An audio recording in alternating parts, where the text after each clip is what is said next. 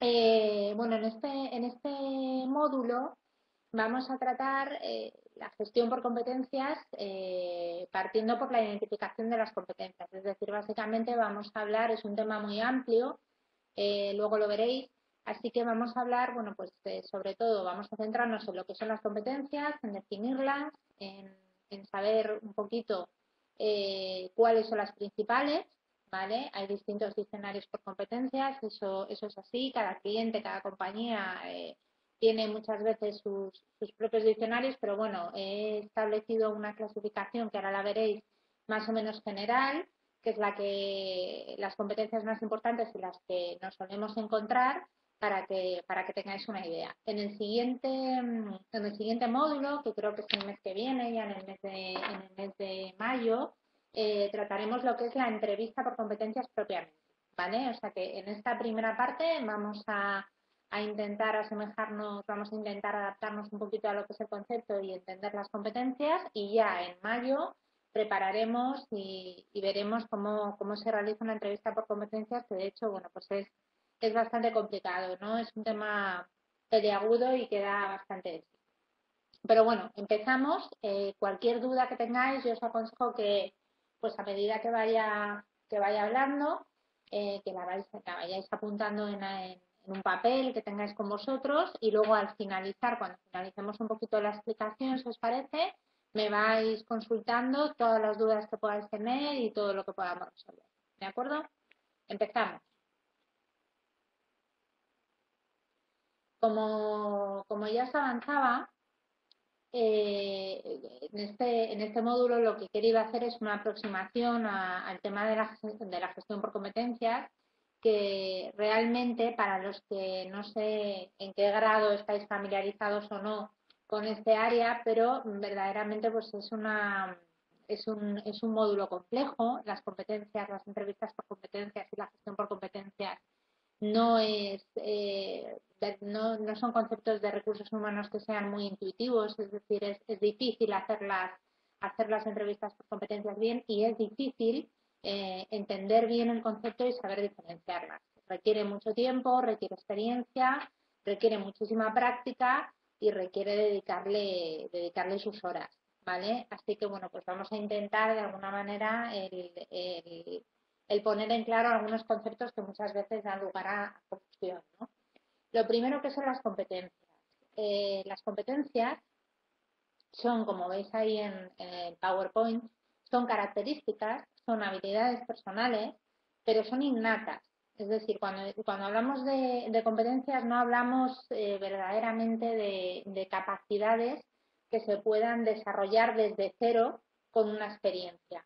Sí se pueden mejorar con la experiencia, es decir, una persona que tenga un profesional que tenga una determinada habilidad, como puede ser pues, por ejemplo, una habilidad natural hacia la gestión de equipos, hacia el liderazgo, puede incrementar los niveles en los que tiene esa competencia, puede incrementar los comportamientos en los que aparece esa competencia, pero la competencia en realidad son conductas, pero son conductas que se basan en habilidades personales que son innatas. Esto es súper importante porque marca muchísimo el tipo de evaluación que vamos a hacer.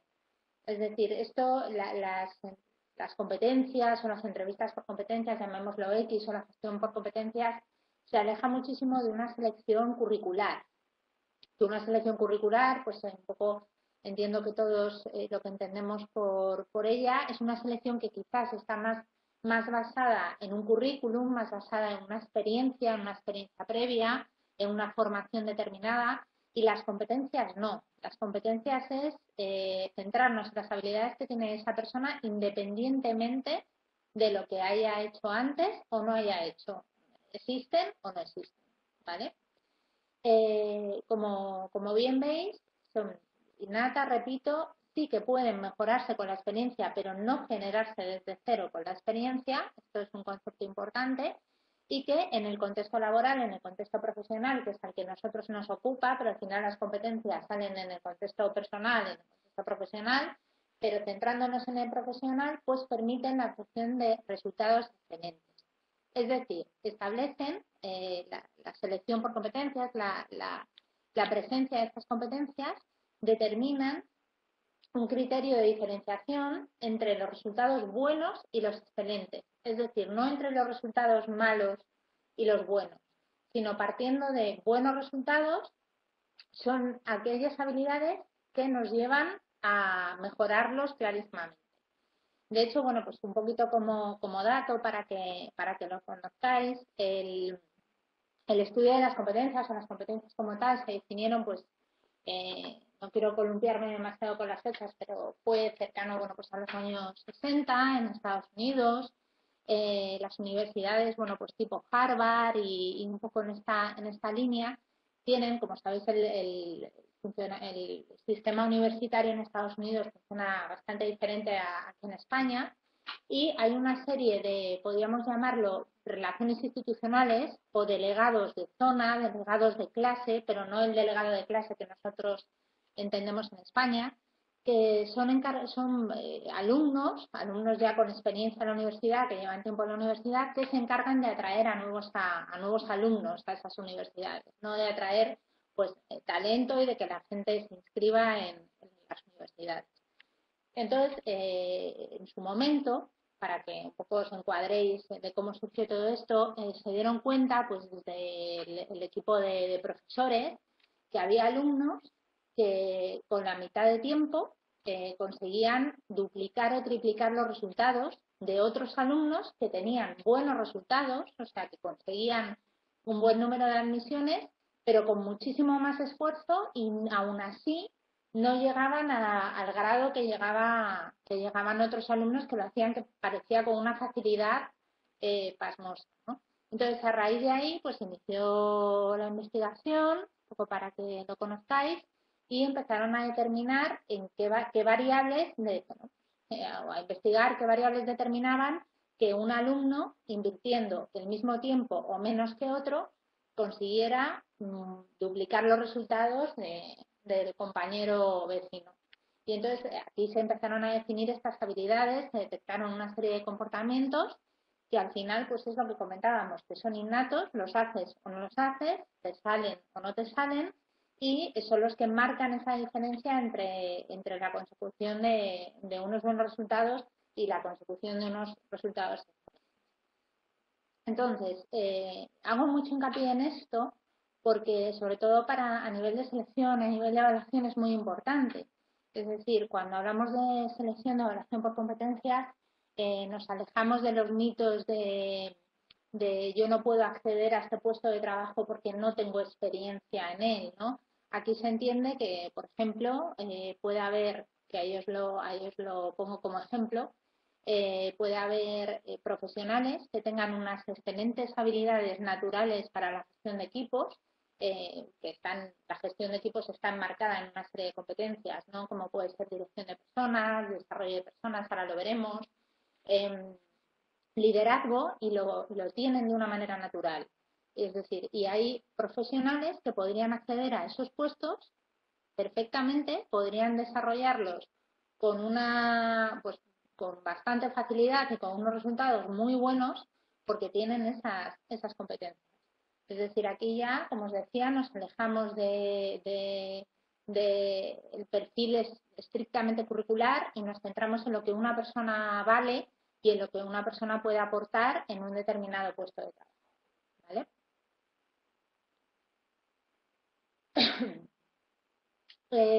Como os comentaba, las competencias son habilidades innatas, pero aluden a conductas, a comportamientos. Es decir, no hablamos de lo que una persona dice que puede hacer, o de las expectativas, o de la idea que tenemos nosotros de nosotros mismos. Es decir, las competencias son conductas, pero conductas que han sucedido ya. Es decir, aluden a comportamientos que hemos realizado, comportamientos observables en situaciones concretas en el pasado. Esto también es fundamental y lo tenéis que enmarcar porque es uno de los conceptos clave. Es decir, muchas veces los que os dediquéis a selección, yo llevo en selección muchos años, cuando tú haces una entrevista, en este caso me pongo cuando lo hago yo, no cuando me la hacen a mí, ¿no? Pero cuando haces una entrevista, pues hay muchos profesionales, bueno, pues te hablan de lo que ellos, que está muy bien, ¿no? Pero de lo que ellos se creen que pueden llegar a hacer, de las expectativas también que tienen sobre ellos mismos, de los intereses también a futuro que pueden tener y de las habilidades que ellos quieren tener para desarrollar determinados comportamientos o para desarrollar determinadas tareas. En la gestión por competencias esto no nos valdría nunca, ¿vale? La gestión por competencias se basa siempre en situaciones que ya han sucedido, tienen un valor predictivo, como veis allí. Es decir, se asume en este tipo de selección que si una situación se ha producido en el pasado, si yo en el pasado he llevado a cabo determinado comportamiento que ha producido X resultados, se asume que ese comportamiento, como ya ha surgido, como ya ha salido, puede volver a salir en un futuro, ¿vale? Con lo cual, siempre este sistema de evaluación y las competencias están enmarcadas en un marco temporal pasado. Esto es fundamental. Lo veremos con más detalle en la realización de las entrevistas por competencias, que eso es un módulo que tenemos el mes que viene, que tenemos en mayo, pero esto es importante que os vayáis quedando con ello porque es fundamental. Es decir, en una entrevista por competencias, si un candidato nos habla en presente, nos habla en futuro, nos habla sobre lo que suele hacer, sobre generalidades, sobre expectativas, sobre él mismo, sobre lo que él cree que puede llegar a hacer, eso a nosotros no nos vale, no es codificable y no es información útil para nuestra entrevista, ¿vale? Pero eso lo veremos más adelante. Ahora en este punto lo que es importante es que nos quedemos con que hablamos de pasados y que tienen un carácter predictivo. Como os comentaba anteriormente, yo he incluido un listado de las competencias más importantes, de las competencias referentes, aunque hay distintos diccionarios por competencias, hay muchísimos, ¿vale? De hecho, hasta el punto de que pues las grandes empresas, las multinacionales, normalmente ya no es que tengan un diccionario por competencias de recursos humanos que ellos empleen, sino que establecen directamente ellos sus propias competencias, los niveles en los que las tienen y crean sus propios diccionarios.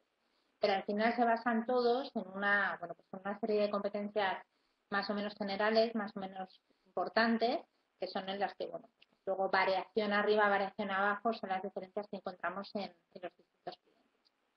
Las competencias se diferencian, ahí las tenéis, las competencias de pensamiento, competencias intelectuales, las competencias de autogestión, es decir, las que implican la gestión de uno mismo, las competencias relacionadas con la sensibilidad social, la sensibilidad hacia la empatía hacia los demás, las facilidades de relacionarse con el entorno, con los demás, y las competencias de gestión de relaciones. Estas serían, pues, un poquito, para que nos entendiéramos, las que están quizás más vinculadas a todo lo que es posiciones de gestión de equipos, ¿vale? Gestión de equipos de trabajo, gestión de grupos X, pero bueno, las que están más enfocadas a eso. Por otro lado, a nivel empresarial, a nivel organizativo, a nivel de compañía, la compañía, al margen de esta diferenciación, que ahora la veremos, establecen las competencias genéricas y las competencias específicas para el puesto. ¿Qué son las competencias genéricas? Pues son aquellos comportamientos, aquellas habilidades que nosotros buscamos en todos los profesionales que forman parte de nuestra compañía, desde arriba hasta abajo. Es decir, independientemente del puesto, son habilidades que tienen que ser compartidas por todos los miembros de una organización. Normalmente, como os podéis imaginar, al ser habilidades que tienen que compartir desde un director general hasta, pongamos, un delegado de ventas, son habilidades, son comportamientos que están sobre todo relacionados con la visión, la estrategia, la política de la compañía, ¿vale? Por ejemplo, ¿cuáles suelen ser bastante habituales, ¿no? Competencias genéricas. Pues el compromiso con la organización, que esto seguramente lo habréis oído alguna vez, pues el trabajar acorde a los valores de la compañía, el tener un comportamiento ético, eso es una competencia, y temas de integridad. Normalmente van un poquito ligadas a esto, ¿no? A los valores y visiones y políticas de la empresa. Y las competencias específicas para el puesto, que aquí es todo un mundo, es decir, en función de los puestos, en función de nuestras tareas, de nuestro desempeño, hay competencias que son necesarias para determinados puestos y no para otros. Y esto al final, pues, como os decía, es un tema, la gestión por competencias es un tema muy complejo, es un tema al que hay que dedicarle muchas horas, estudiar, leer mucho y tiene bastante y también sobre todo muchísima práctica, ¿no? Porque tiene mucho donde tirar, ¿no? Pero, por ejemplo, ahí he puesto el ejemplo de un delegado de ventas, de alguien que se dedique a ventas, un comercial. Las competencias que suelen estar asociadas a este puesto, o que suelen estar asociadas, no, que son necesarias para que una persona que ocupe este puesto lo haga de una manera con un rendimiento muy alto, son orientación al cliente, que seguramente os sonará a todos, luego comentaremos qué es, orientación al logro, que es lo mismo que orientación a resultados, impacto e influencia, ¿no? Son competencias, habilidades que un buen delegado de ventas, un buen comercial, alguien que vende servicios a otros, debe de tener, ¿no? Estas entre otras muchas. Por ejemplo, si hablamos, que ahí no figura, pero si hablamos de una posición vinculada a marketing, un product manager o un director de marketing, pues hablaríamos sobre todo saldría muchísimas habilidades relacionadas con el pensamiento analítico, pensamiento conceptual, todo lo que es el pensamiento creativo, eh, de innovación, flexibilidad, iniciativa, es decir, cada, cada puesto, cada desempeño y cada tarea tiene unas competencias que hacen que se gestione de una manera más eficaz, mejor y más rápida, ¿no? Vale. Las ventajas de la gestión por competencias. Como os decía al principio, la selección por competencias es algo totalmente diferente a una entrevista al uso, una entrevista curricular o basada en la experiencia. Eh, Conoces muchísimo más en profundidad y elaboras unos perfiles muchísimo más en profundidad de los profesionales a los que entrevistas y realmente consigues identificar cuáles son los puntos fuertes de esta persona sin la famosa pregunta de dime tus puntos fuertes, que por ejemplo, pues evidentemente en esto estaría totalmente excluida de la entrevista y los identificarías de una forma real, ¿no? Realmente lo que a esta persona se le da bien y las habilidades y los comportamientos que tiene. Entonces, al final, la gestión por competencias nos permite, o la selección por competencias nos permite aunar criterios de evaluación entre distintos profesionales, los que os dediquéis a esto y los que os queráis dedicar en un futuro, veréis que uno de los sesgos que tenemos y hablo también por mí, porque yo a veces y muchas veces veo que me pasa, uno de los sesgos que tenemos los entrevistadores o los profesionales que nos dedicamos a recursos humanos es que tendemos a valorar más positivamente, ¿no? Perfiles que se parecen a nosotros o perfiles que sí, que se parecen a nosotros, aunque quede mal, ¿no? O que nos caen mejor o que nos generan más afinidad o más empatía. Eso es normal, o sea, hasta cierto punto son cosas que son naturales bueno, pues es lo que se llama, ¿no? El tener feeling con otra persona, pero al final eso no es un dato objetivo, es decir, que alguien te dé una buena sensación o que te guste cómo habla, cómo se expresa, pues no son datos objetivos, ¿no? Que le valores más positivamente porque le ves ciertas características que tú puedes tener parecidas. La selección por competencias, por ejemplo, en este caso ejemplo que os comentaba, elimina ese punto, ¿no? Es decir, al margen de la valoración personal que tú puedas tener hacia una persona, que también es fundamental en todo lo que es recursos humanos, hay una parte objetiva. Es decir, esta persona tiene estas competencias o no las tiene. Yo necesito un profesional que tenga orientación al cliente, orientación al logro y liderazgo. Y si entrevisto a un profesional que no tiene estas competencias, pues no es adecuado para este puesto de trabajo, ¿no? Entonces, permite pues ser muchísimo más objetivos y hacer valoraciones, bueno, pues sobre todo de cara también internamente, cuando tú entrevistas a un candidato y luego lo tienen que entrevistar las unidades de negocio o distintos compañeros dentro de la misma empresa, pues permite ver un poquito lo mismo, buscar lo mismo y hacer una evaluación más objetiva, ¿no?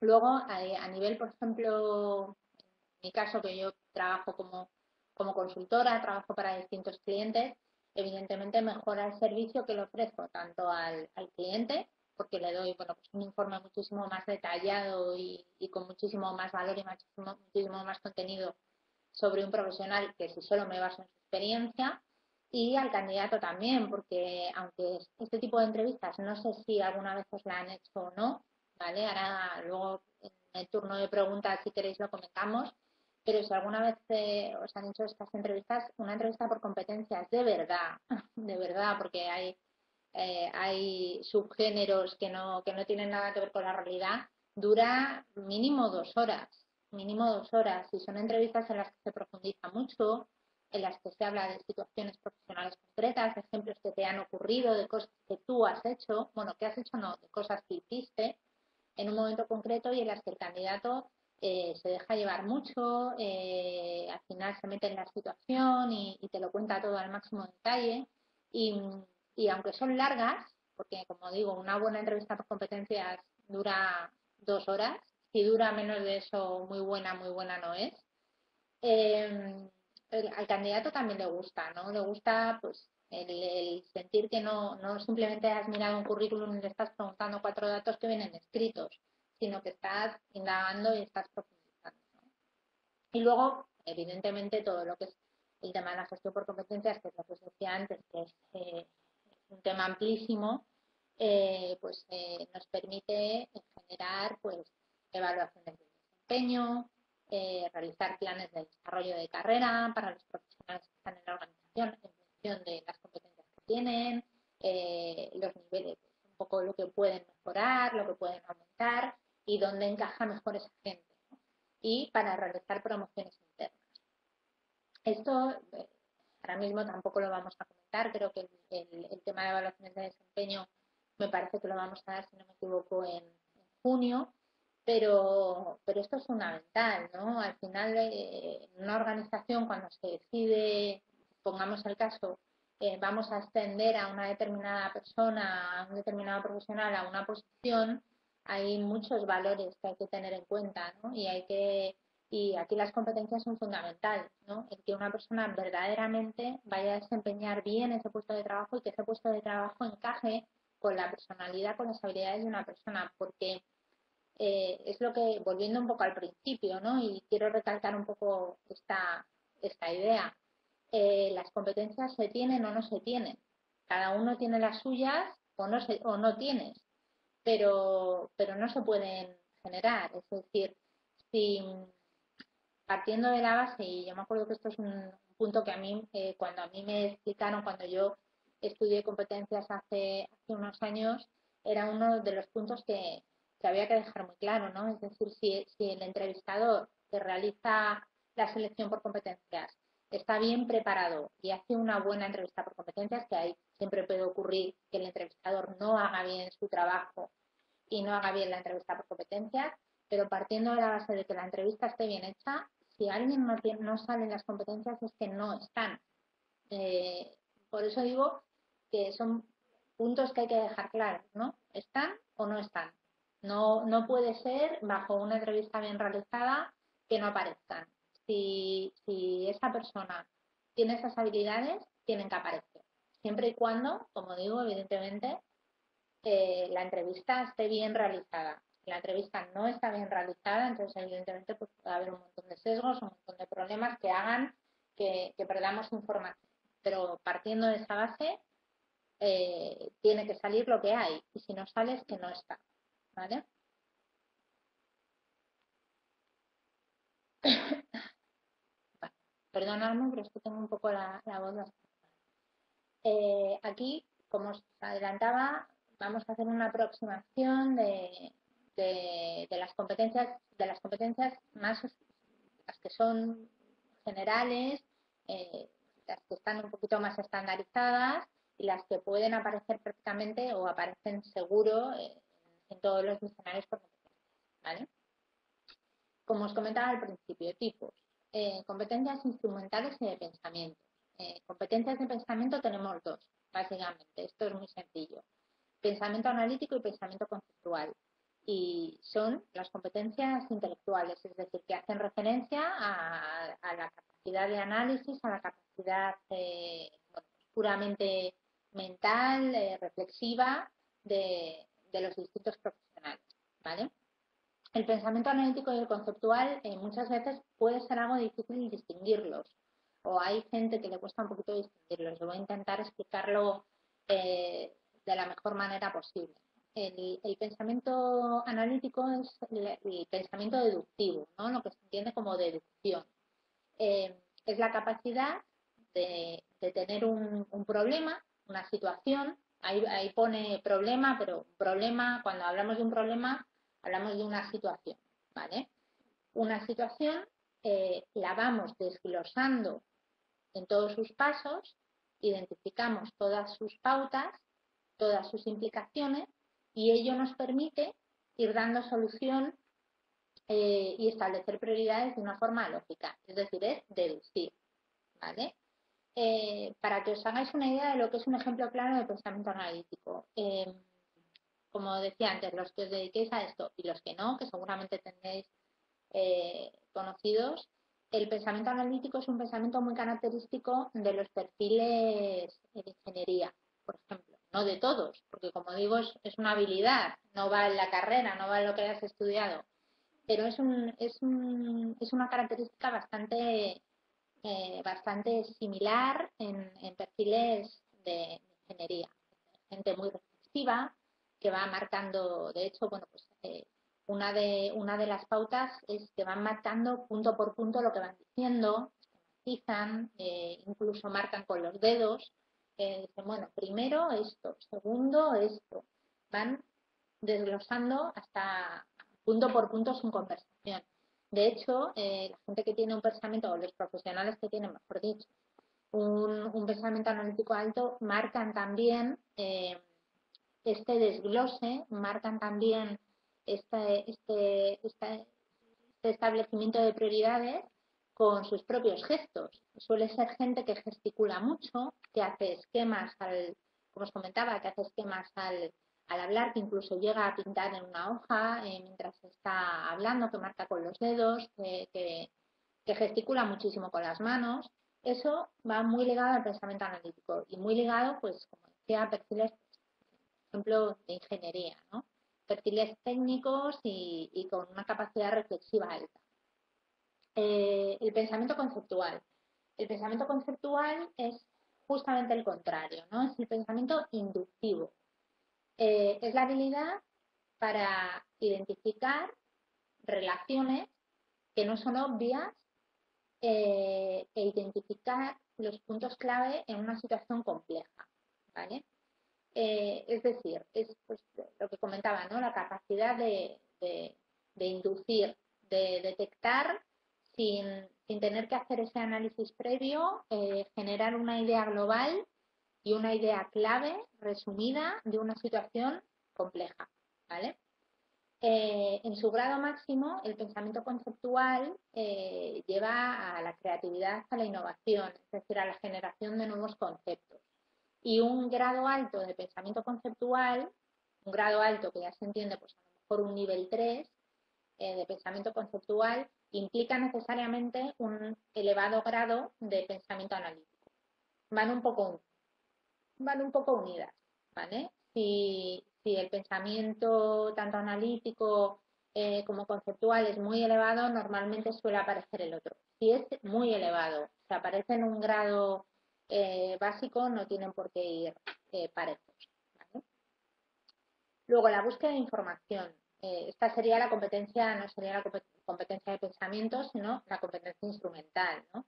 Que se basa bueno, pues en el deseo de querer conocer más, de querer saber más sobre las cosas, de investigar, de indagar, y va desde, bueno, pues realizar preguntas, o sea, preguntas para obtener información a la gente que puede proporcionártelas siempre dentro del entorno profesional, hasta investigaciones ya más arduas y bueno, pues comportamientos mucho más elevados.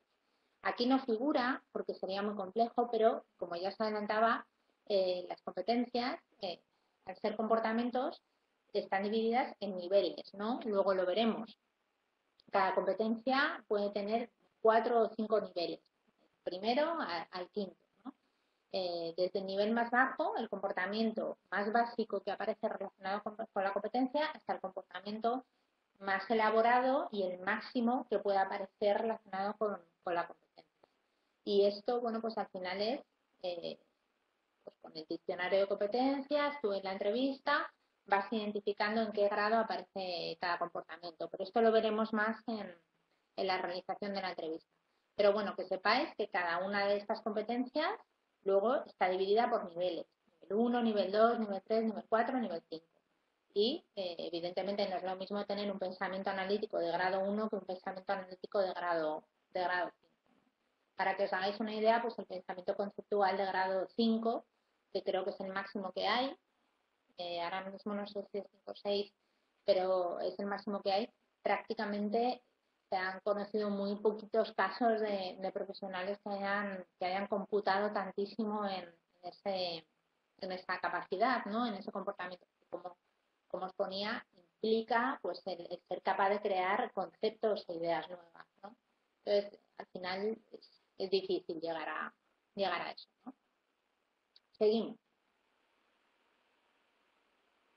Las competencias de autoconocimiento. Bueno, en realidad solo hay una, que es la autoconfianza, que al final es el convencimiento, constituye el convencimiento de que uno mismo es capaz de realizar con éxito una determinada tarea o resolver un problema específico.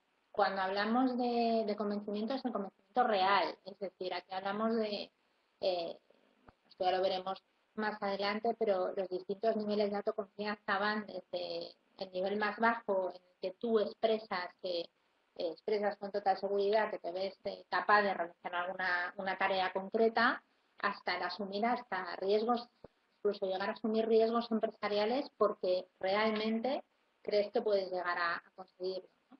Es decir, no hablamos de ideas, lo que os decía antes, súper importante. No hablamos de ideas, de expectativas, de lo que creemos de nosotros mismos, no hablamos de comportamientos que nos llevan a asegurar que esta competencia existe, ¿no?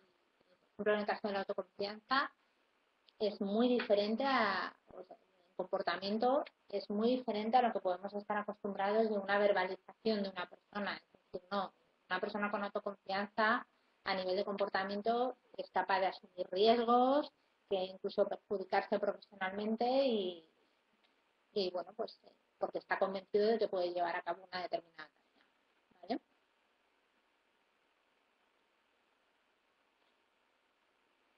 Las competencias de autogestión.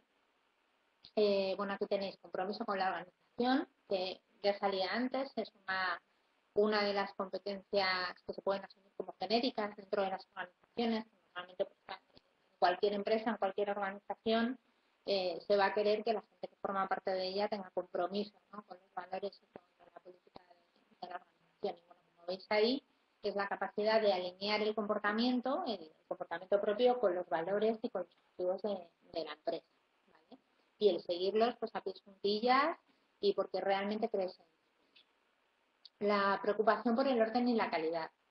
Al final pues refleja el deseo por reducir la incertidumbre en el entorno, en el trabajo y pues al final se manifiestan comportamientos que van desde el más básico, que puede ser el revisar continuamente el trabajo que se está realizando, hasta revisar el trabajo de otros por esa inquietud de que esté todo perfecto y de reducir la incertidumbre.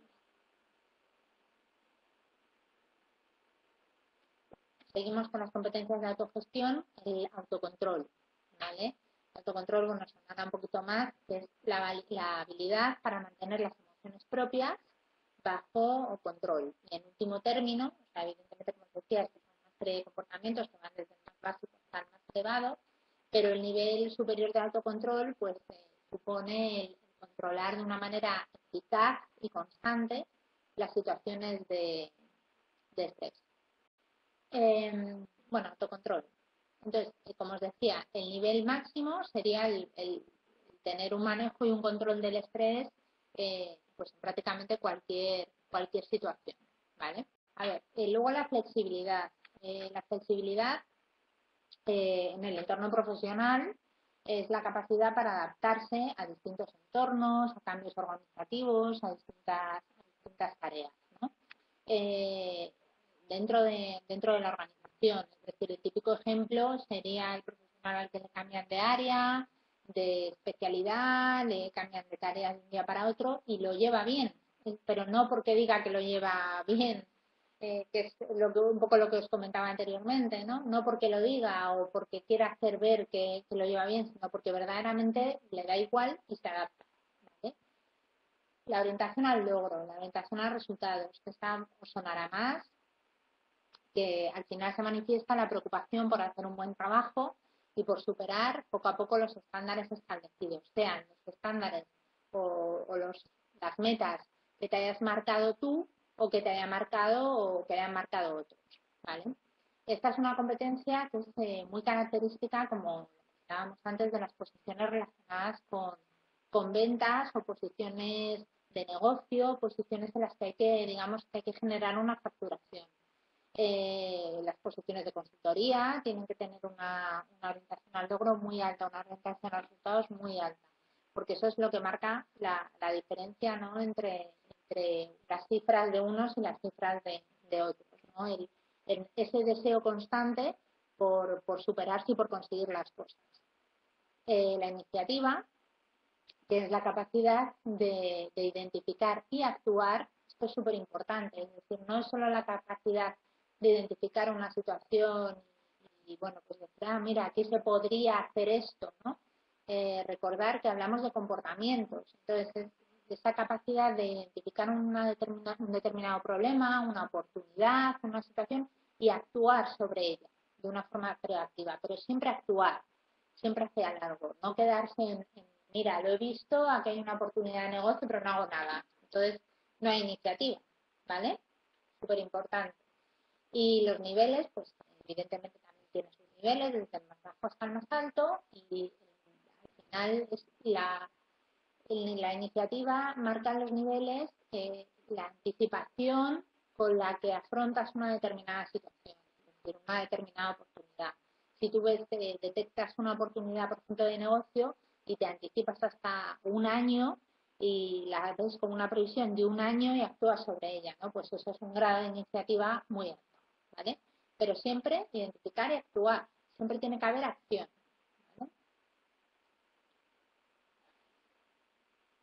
Las competencias de sensibilidad social. Al principio os comentaba que son aquellos comportamientos que están relacionados con, bueno, pues con la forma de interactuar con el resto de las personas, con los otros, relacionada también con temas de empatía, ¿no? La comprensión interpersonal. La comprensión interpersonal es muy sencilla en este caso, ¿no?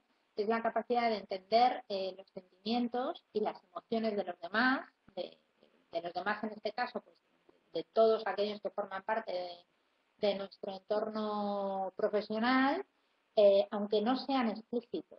Esto es súper importante, es decir, no hablamos de ser capaz de entender que una persona, por ejemplo, está mal porque nos dice que está mal, sino aquellas personas que lo ven, que detectan una serie de signos, pues que no tiene que ser explícito, sino que son capaces de ver más allá y de entender las emociones y entender los porqués. Esta es una habilidad que podría llamarse la empatía, ¿no? Quizás en el entorno personal se define más como empatía, más que como comprensión interpersonal, que es una forma dentro del entorno laboral. Pero esta es, por ejemplo, una competencia que también es fundamental, antes no la he mencionado, pero, por ejemplo, para las posiciones de ventas es fundamental, ¿no? El entender cómo es la persona que tienes delante, cómo necesita que la hables, qué necesita, qué no necesita. Bueno, pues eso al final es una habilidad. Es una habilidad, como os decía, innata, que la tienes o no la tienes y hace que tu trabajo pueda ser muchísimo mejor, ¿no? Luego, la integridad, que esta ya la mencionábamos como una de las competencias genéricas, aquellas que siempre la empresa la va a buscar, ¿no? En cualquier posición. Al final es el actuar de forma consistente con lo que uno dice, es decir, el ser coherente. El ser coherente con los valores propios o el ser coherente con los valores de la organización. Esto choca un poco, es decir, porque a lo mejor alguien con una integridad muy alta, una integridad muy alta con los valores propios, en una determinada organización pueden encajar si sus valores y los valores de la organización son totalmente diferentes. Entonces, esto, por ejemplo, también nos ilustra muy bien que las competencias en sí todas son buenas. Evidentemente es bueno tenerlas, es mejor tenerlas que no, pero también determinadas competencias en determinados entornos nos pueden suponer un choque, pueden suponer un freno. Y luego el conocimiento de la organización. El conocimiento de la organización, como veréis, totalmente contrapuesta al compromiso con la organización que comentábamos antes. El conocimiento es la habilidad de comprender las relaciones directas e indirectas de una organización, o el organigrama, mejor dicho, el organigrama directo e indirecto de una organización. En una empresa, nosotros tenemos el organigrama, está el director general, normalmente eso lo sabemos todos.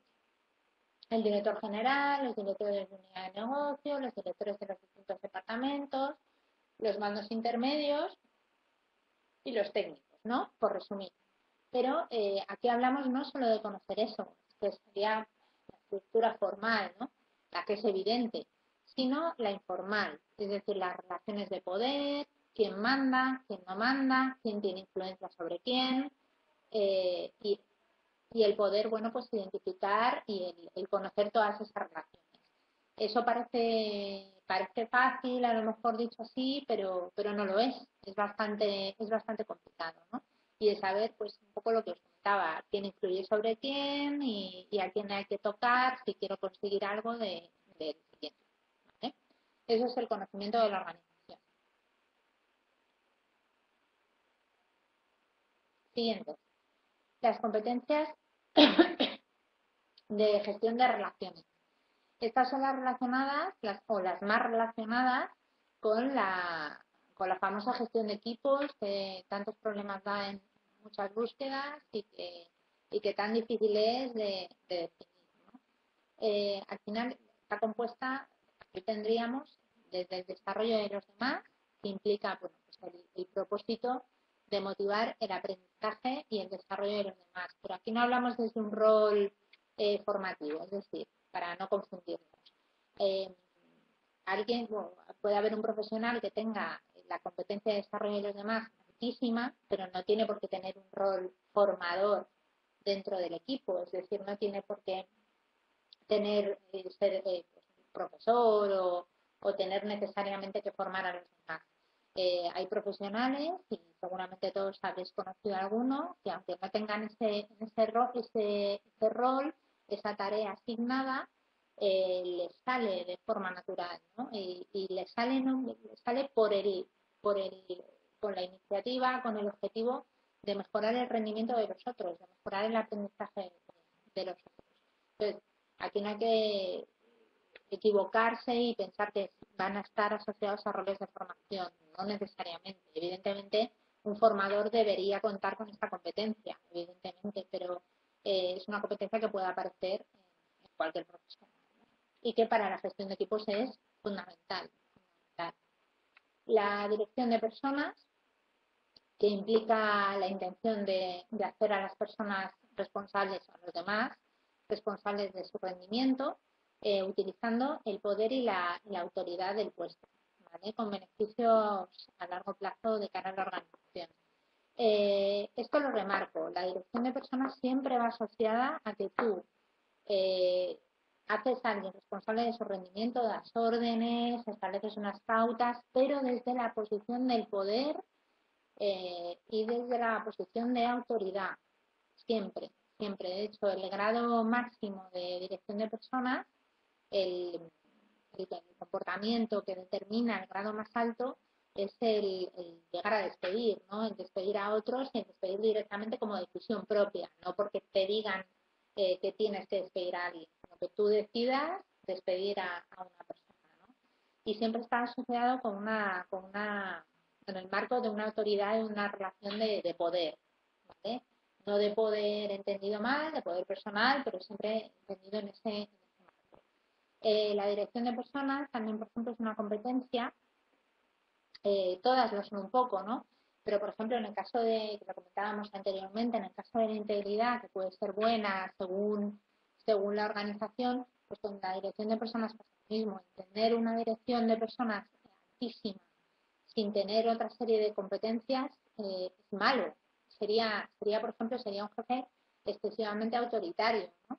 Entonces, siempre hay que tener en cuenta que, que al final las competencias forman el conjunto de una persona y que, por decir, oye, tengo una dirección de personas de un grado 5, que creo que es el nivel máximo, si eso no va asociado con otra serie de habilidades, de características para la gestión de equipos, probablemente no seas un jefe, no tengas una relación como una gestión de equipos como deberías, ¿vale?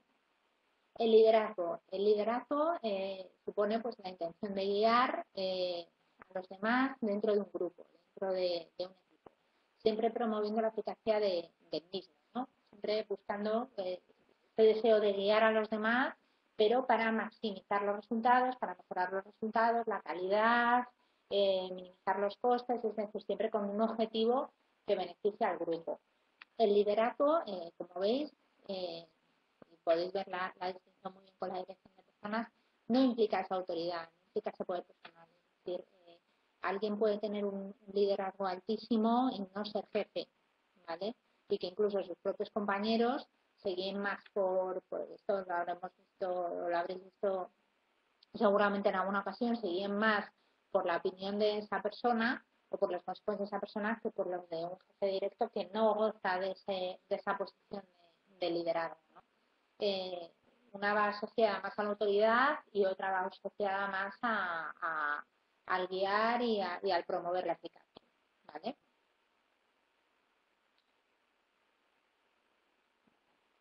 Seguimos con las competencias de gestión de relaciones, impacto e influencia, que ya salía antes un ejemplo por ejemplo, un buen delegado de ventas, cuál es una de las competencias que debe tener, pues una es esta, que refleja la intención de persuadir, de convencer y de impresionar a otras personas para que apoyen nuestros objetivos, ¿vale? Es decir, siempre la motivación es el impresionar y persuadir, pero para que nosotros consigamos algo, ¿vale? Esto en ventas, pues también súper importante. El trabajo en equipo, que implica la intención de trabajar, bueno, pues en colaboración con otros, en contraposición a hacerlo de forma separada o de forma competitiva, ¿vale? Es decir, es siempre mostrar esa preferencia, ¿no? Ante cualquier situación, preferir asumir comportamientos de rol en equipo antes que preferir pues, a lo mejor llevar una tarea de forma individual. El desarrollo de relaciones, que consiste en la habilidad para establecer relaciones, establecer y mantener en el tiempo relaciones amistosas con profesionales, con personas del entorno profesional. Al final es el famoso networking, ¿no? El conocer a gente en mayor o menor grado de intimidad, pero bueno, tener una buena relación, una relación cordial, porque al final son personas que te pueden ayudar dentro de tu trabajo, en tu trabajo actual, en tu trabajo.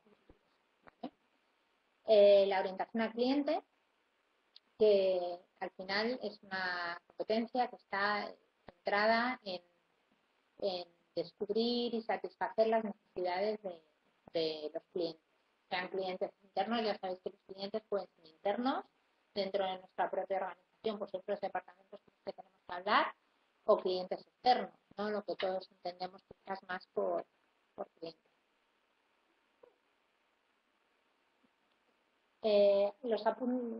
Unos apuntes importantes a tener en cuenta, y os pongo esto, digo, previos a la entrevista por competencias, ¿no? Al siguiente módulo, que es la entrevista por competencias propiamente dicha, ¿no? Como os decía, cada competencia, que con estas son con las que vamos a trabajar, porque ya os decía que este es un escenario más general, está dividida en distintos niveles, en función del grado en que aparece el comportamiento, en que aparece la conducta. ¿Vale? Entonces, en la entrevista, durante la realización de la entrevista, que eso la veremos adelante, determinaremos si aparece la competencia, porque puede, como decía anteriormente, puede aparecer o puede no aparecer, si aparece la competencia y en qué grado lo hace, ¿vale? ¿En qué grado? Pues en el más mínimo, en un grado intermedio o en un grado alto. Siempre en la entrevista, aquí ya me estoy adelantando, pero siempre en las entrevistas por competencias hay que codificar mucha información para asegurarse que hay un determinado comportamiento. Entonces, siempre hay que tender, en vez de a poner el nivel más alto de la competencia, a poner un nivel más bajo. Es decir, siempre es mejor pasarse por defecto que por exceso, ¿no? Siempre tenderemos a ser muy rígidos y muy estrictos en relación con esto. Unas competencias, bueno, aquí hemos visto un listado que creo que son 18 competencias. Hay competencias que se pueden diferenciar unas de las otras, aunque ahora vista teóricamente y por la definición parezcan muy distintas. Cuando el profesional está hablando de comportamientos, está hablando de lo que hizo en una situación determinada, hay competencias que se parecen mucho, porque son comportamientos, en el diccionario aparecen definidos comportamientos que ahora veréis que se parecen muchísimo, ¿no? Entonces, lo que diferencia a unas de otras es la intención que mueve el comportamiento, ¿no? Entonces, es esencial, como pone ahí, concretar el fin que mueve nuestra conducta. Os voy a intentar poner un ejemplo, ¿no? Imaginaos, pongo siempre ejemplos comerciales o ejemplos de ventas porque son quizás un poco los más fáciles para entender para todos, ¿no? Imaginaos un comercial, un delegado de ventas que, bueno, pues satisface todas las necesidades de su cliente, que está disponible las 24 horas del día, los fines de semana, que cualquier cosa, cualquier problema que le surja al cliente, él está ahí el primero, y que digamos que tiene una relación pues de total entrega, ¿no? De hasta involucrando su tiempo personal. Lo primero que pensamos es esa orientación al cliente, sería lo lógico, tiene una orientación al cliente muy alta, sería lo lógico. Pero si de aquí obviamos por qué esta persona hace eso, podemos estar equivocándonos. Es decir, si este profesional sacrifica su tiempo familiar, sacrifica o genera jornadas interminables de trabajo porque le gusta que el cliente esté satisfecho y porque le gusta que el trabajo quede bien hecho, será orientación al cliente, seguro. Pero si esta persona, mientras nos está contando, este profesional mientras nos está contando, de repente vemos que la intención, o él mismo, evidentemente él mismo manifiesta que la intención es, por poner un ejemplo, llegar a intimar mucho con ese cliente para a través de él conseguir llegar a una tercera persona, por ejemplo, a otro cliente, que nos presentara a otra persona y que hablara bien de nosotros, a ella no es orientación al cliente exclusivamente. A lo mejor habría comportamientos que sí, pero estaríamos hablando de que la competencia primordial sería impacto e influencia. Es decir, estamos haciendo una serie de acciones que se pueden confundir con orientación al cliente, pero nuestra intención no es que el cliente esté satisfecho y darle un servicio de la máxima calidad y todo por el cliente. Esa no es nuestra intención. Nuestra intención es conseguir influenciar a alguien para conseguir a través de esa persona lograr un objetivo, que apoye un objetivo propio. Entonces ahí la intención marcaría la competencia de impacto e influencia, ¿no?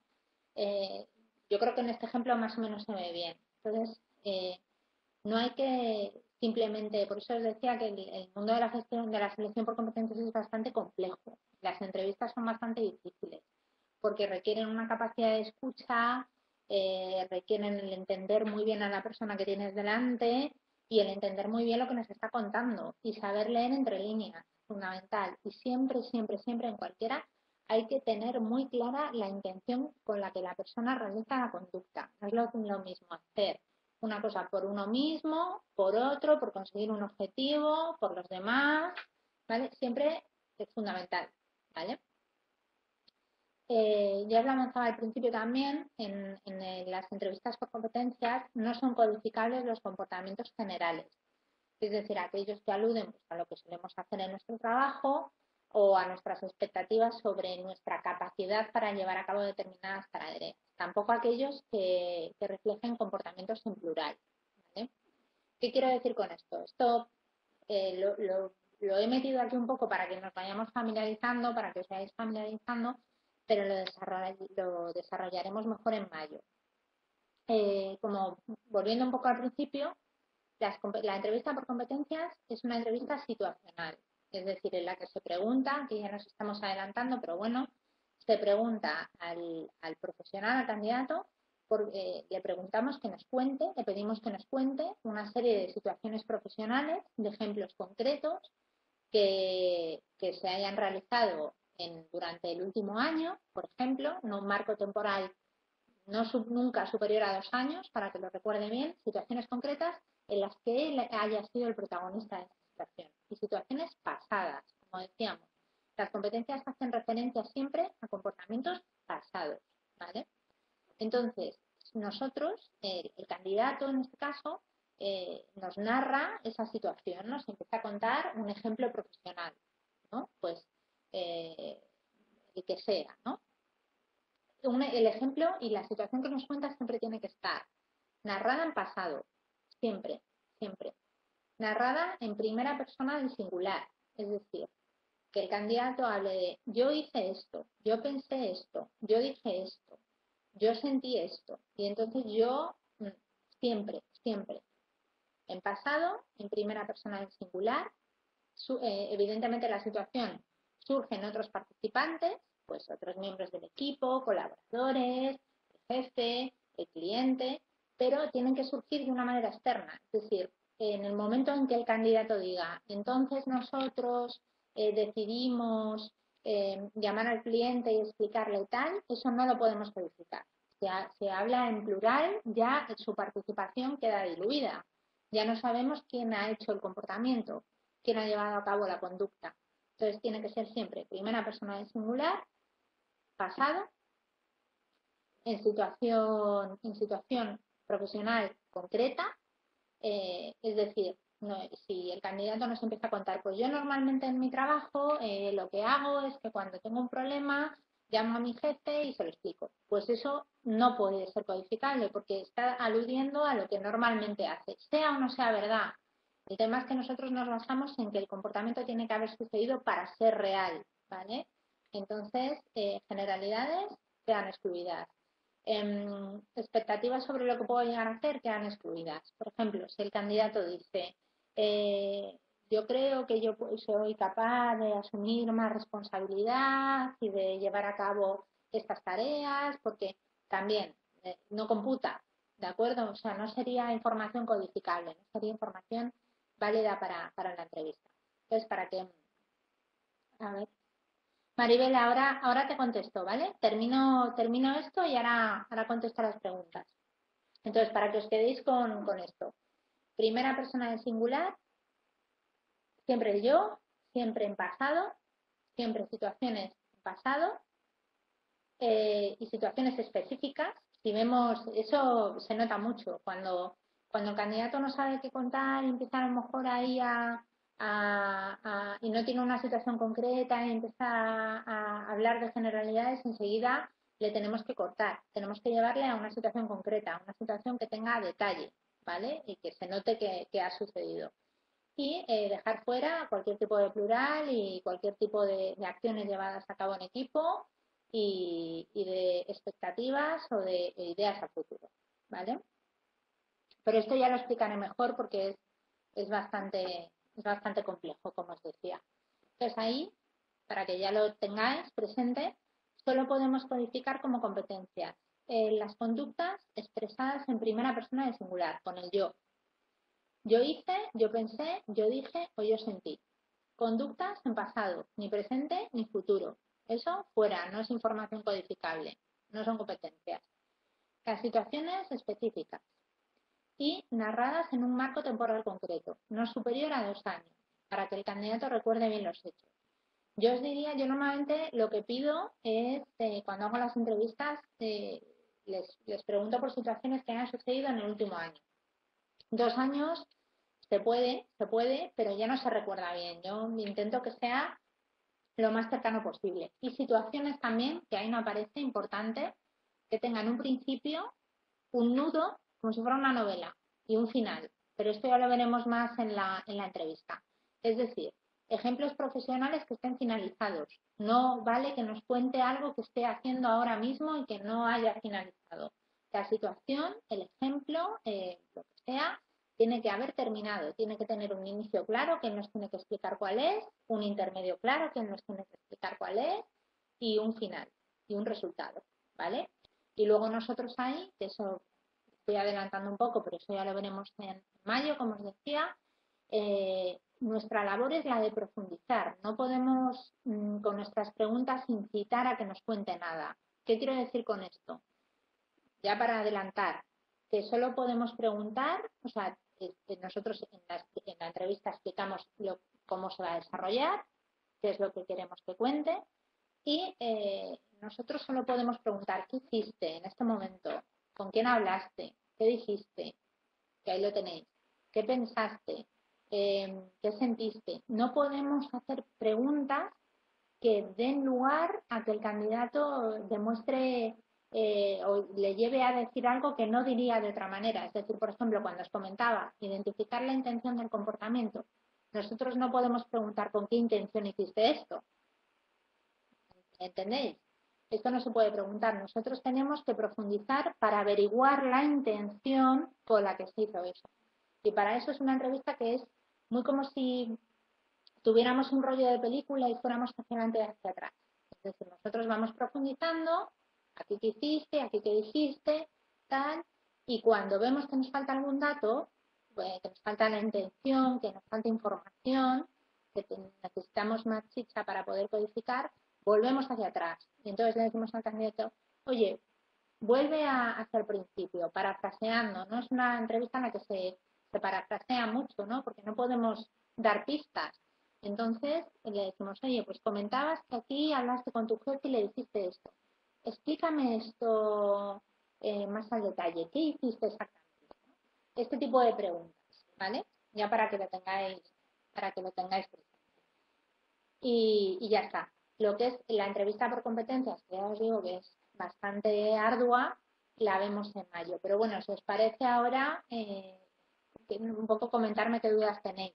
Si quieres empiezo contigo, Maribel. Dices, cuando se pregunta a un candidato cómo actuaría ante una situación concreta, ante un problema determinado, puede implicar descubrir alguna competencia. En ocasiones no se tiene una experiencia pasada que contar. En concreto, no. En vez, Maribel, aquí es una buena pregunta, pero volvemos al principio. Las competencias no están asociadas a la experiencia. No están asociadas a la experiencia. Si una persona tiene una competencia, encontrará una situación que contar. Si la tiene, sale. No tienes que tener una experiencia dilatadísima en una determinada área para que salga la competencia. Ni siquiera tienes por qué tenerla. Yo he hecho entrevistas por competencia porque yo trabajo, bueno, yo creo que con vosotros he coincidido en algún otro módulo, me parece. Pero bueno, yo creo que os comenté que yo trabajo para la industria farmacéutica. Y no suelo llevar perfiles con bastante experiencia, pero en ocasiones entrevisto a gente prácticamente recién licenciada, pues en medicina, en biotecnología, pues para posiciones a lo mejor internacionales. Y prácticamente sin experiencia laboral. Y hay gente la gente que tiene competencias las tiene, no tienes que tener experiencia laboral dilatada para tenerlas. Y igual puedes tener una experiencia laboral de 20 años y no tener competencias. O sea, esto es un dato que se os tiene que quedar porque es básico para este tipo de entrevistas. es fundamental. Recordar que son habilidades personales, habilidades personales. Y nosotros cuando preguntamos por una situación profesional, ya lo veremos en mayo, pero cuando preguntamos por una situación profesional le decimos, cuéntame una situación profesional de la que hayas sido protagonista, que ha sucedido en este último año de la que estés orgulloso, que te haya dejado con buen sabor de boca. Y sí, o sea, todo el mundo puede contar algo ahí. El tema es que luego haya competencias, pero no están asociadas a la experiencia. Esto es fundamental. ¿Alguna duda? ¿Alguien más quiere preguntar algo? Vale. Las competencias más difíciles, bueno, son todas, a ver, el punto clave, que es lo que os comentaba, es la intención del comportamiento. Muchas veces se codifican mal las competencias porque no se presta atención a el fin que mueve la conducta. Pero sí que es cierto que yo, por mi experiencia, a la gente le cuesta bastante identificar las competencias de pensamiento. A lo mejor sobre el papel parecen fáciles, pero cuesta, sobre todo diferenciar el analítico del conceptual. Quizás ese es un poquito lo que suele costar más. Pero vamos, sobre todo puede haber cualquier error. O sea, la identificación de competencias, hay bastantes errores si no se tiene en cuenta lo esencial de la conducta. ¿Alguien más?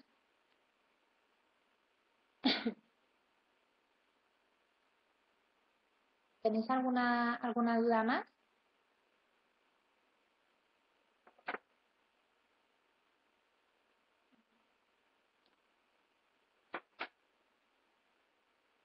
¿Nadie quiere hacer ninguna pregunta más?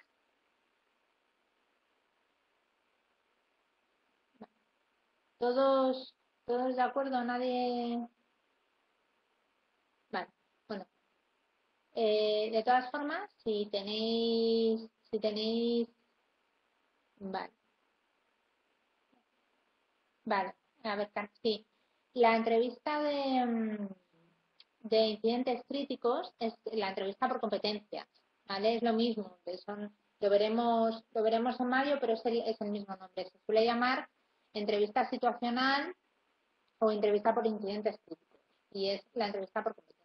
La entrevista de incidentes críticos puede ser abierta, que es lo que, aunque esto, como decía, lo veremos en mayo, pero puede ser abierta, es decir, preguntando al candidato, cuéntame una situación profesional de la que hayas sido protagonista, que te haya dejado con buen sabor de boca, con mal sabor de boca, que haya sido negativa para ti. Esa es una entrevista por incidentes críticos abierta, es decir, ahí saldrán las competencias que tenga el candidato, las que tenga. Si nosotros tenemos un perfil por competencias, podemos, para ir más a tiro fijo, imagínate que nuestro cliente nos dice, tiene que tener orientación al cliente o orientación a resultados, ¿vale? Pues podemos hacer una entrevista por incidentes críticos focalizada. Es decir, preguntar, por ejemplo, cuéntame una situación en la que hayas tenido que enfrentarte a un cliente muy complicado. Pues esta es una situación en la que va claramente hacia el cliente.